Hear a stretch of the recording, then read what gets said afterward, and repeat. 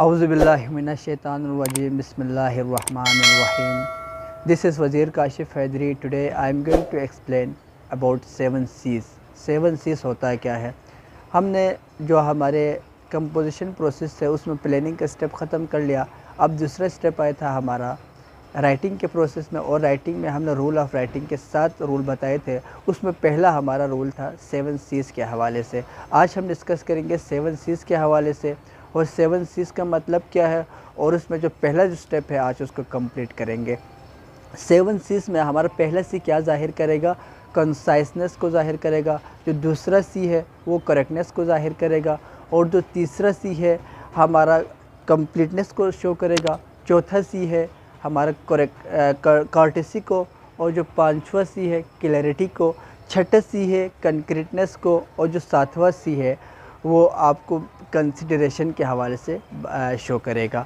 तो ये 7 C's का मतलब तो समझ में आ गया। अब जो हमारा जो पहला जो सी है उसे कहा जाएगा कंसाइसनेस। कंसाइस का मतलब क्या है, कोई भी जो बड़ी चीज़ है आप उसको एक सम अप करके छोटी चीज़ में जम करने की जो प्रोसेस है उसे कहा जाएगा कंसाइज करना।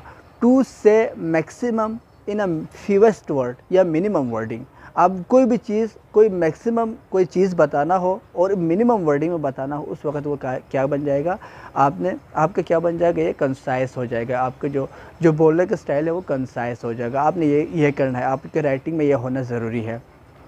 इसमें यह भी हो सकता है कि आपने जो फ्रेज़ है, फ्रेज़ के जगह पे आपने क्लास का यूज़ करेंगे, क्लास के जगह पे आप वर्ड यूज़ करेंगे। इसमें क्या, इसका मतलब क्या है।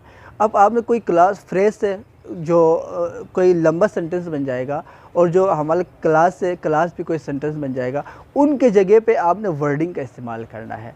वर्ड यूज़ करके कोई मैक्सिमम चीज़ बताना हो और मिनिमम वर्डिंग में बताना हो, तो उस वक्त उससे क्या हो जाएगा, कंसाइज हो जाएगा। आपका जो बोलने का जो आप आगे शेयर करना चाहते हैं वो जो आपका कंसाइज हो जाएगा, उस प्रोसेस को कहा जाएंगे कंसाइसनेस का प्रोसेस कहा जाएगा। इसमें 2 चीज़ और आगे की क्लास और फ्रेज़ के हवाले से। फ्रेज़ और क्लास होता है क्या है।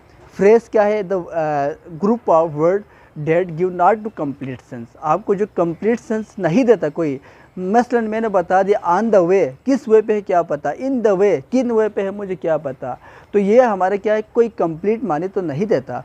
तो और जो क्लास है आपका क्या है, the group of word that give आप कंप्लीट सेंस। आपको जो कंप्लीट माने देता है उसे कहा जाएगा क्लास कहा जाएगा। जैसे कहा कि I am coming to you, मैं आपके पास आ रहा हूँ। तो इसमें एक और जो आई है आपको वो सब्जेक्ट कहा जाएगा, और जो उससे आगे जो भी चीज़ आएगा सब्जेक्ट के हवाले से जो आगे बात कर रहा है उसे कहा जाएगा प्रेडिकेट कहा जाएगा। और जो प्रेडिकेट के अंदर एक मेन वर्ब आते हैं उसे कहा जाएगा प्रेडिकेशन कहा जाएगा। प्रेडिकेट के अंदर एक मेन वर्ब आएगा, जैसे कि I am coming to you. इसमें कमिंग क्या है, आपका जो आई है वो तो सब्जेक्ट हो गया, सब्जेक्ट के हवाले से कमिंग टू यू आपको इन्फॉर्मेशन दे रहे, सब्जेक्ट के हवाले से वो क्या होगा, आपका प्रेडिकेट तो हो गया। अब प्रेडिकेट के अंदर एक मेन वर्ब आ गया कमिंग, वो क्या है, आपका प्रेडिकेशन को जाहिर करेगा। आपको जो सिंपल जो कोई भी सेंटेंस है उनको मिक्स कर दिया जाए, उस वक़्त भी आपके क्या बनेगा, उस वक़्त की आपका बनेगा कोई क्लास बन जाएगा।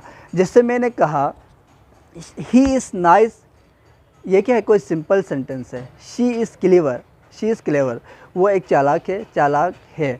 तो ये दोनों क्या एक सिंपल सेंटेंस है। जब इन दोनों को मैं मिक्स करके, जैसे मैं कहूँगा he is nice, she is clever, इन दोनों को जब मिक्स करेंगे उस वक़्त भी हमारे क्या बन जाएगा, क्लास बन जाएगा। इसका और भी मुख्तलिफ जो इसके हवाले से बातें हैं, लेकिन जो हमारा जो यहाँ पे जो रिक्वायर्ड था उसको मैंने आपको उसके हवाले से सिर्फ रेफरेंस के लिए थोड़ा इसके एग्जांपल और डिफ़ाइन करके ख़त्म कर लिया है। आगे जो हम कल पढ़ेंगे करेक्टनेस के हवाले से कि आपकी जो राइटिंग है उसमें करेक्टनेस का क्या रोल होता है। तो हमारे साथ जुड़े रहे और इसको आप